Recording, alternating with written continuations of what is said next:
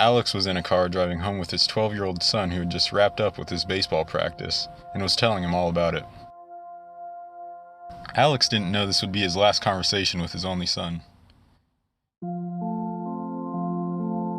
An intersection was a ways ahead, and the light was glowing a safe green. Alex didn't think much about it. He just kept on driving the familiar 3,000-pound machine, maneuvering it through the little lines marked on the asphalt. Coming from the left was another 3,000-pound machine. The person driving it was holding a cell phone. They may have been texting their friend or checking their social media. Maybe they were just making sure their hair was nice and neat the way it's supposed to be. They were coming up on an intersection and the light had turned from yellow to a dangerous bloody red. They weren't slowing down because they didn't notice. Alex made it about a quarter of the way through the intersection when another car striked him, shattering his driver's side window, covering him in safety glass. The door caved in on him, his seatbelt locked up, a white pillow hit him in the face and chest like a bag of rocks. Next to him, his son had suffered severe trauma to the head. Alex didn't feel or see or think about any of this. He was knocked around so hard that his vision and brain were engulfed in blackness.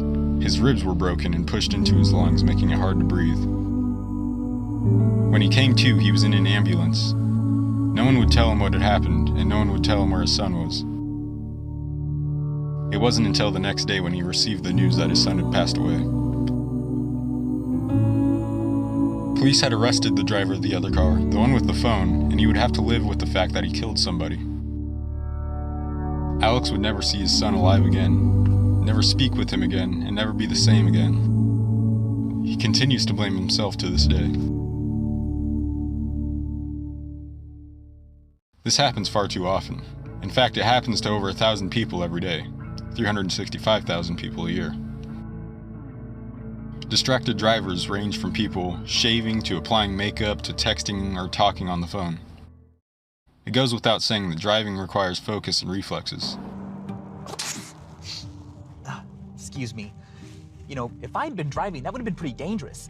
Every time you sneeze, your eyes close for about 1 second, which means if you sneeze while driving at, say, 70 miles per hour, you will travel about 103 feet with your eyes closed.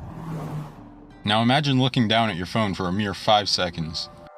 At 70 miles per hour, you would travel 513 feet without looking at the road. A lot can happen in that time. According to intelligent vehicle highway systems, it takes approximately 1.25 seconds to change lanes.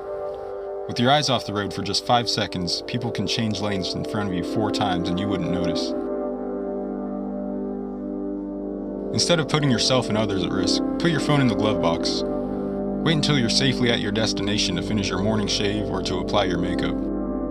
Car accidents ruin and end lives far too often, so don't increase the odds of being in one. Drive safely, live safely, have a good day.